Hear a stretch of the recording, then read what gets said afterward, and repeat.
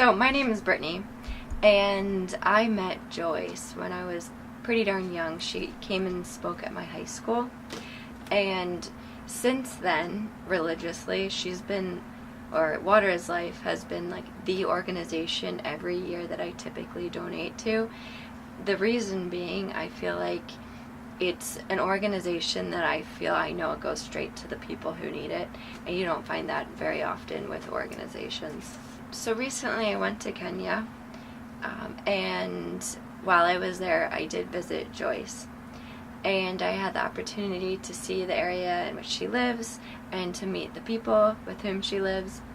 And one particular day we were driving in her car, and she was looking in the distance at this hill, and she said, I've always wanted to climb that hill. And then here we go turning around towards that hill, and it's, to me, seemingly it's like, in the middle of nowhere. And so we're going down this road, for lack of a better term, more it's like rocks, just like along a trail that the car is going over. And the driver kept saying, well, we'll hope for the best. And the reason I mention getting to this hill is because once we got there, we did get to meet some game scouts, and it's wild to me thinking that it took such difficulty getting there, because so they are working kind of like in the middle of nowhere in the bush. And what struck me first about them was how young they were, and so I know if I was out there, I probably would want to feel very supported, and I would feel maybe like a little lonely, and especially being so young. And so talking about them in general and their duty. So their purpose is to protect the wildlife in the area, and in talking to them, it kind of seemed like they were like the peacekeepers there. So just their literal presence kept peace in the area.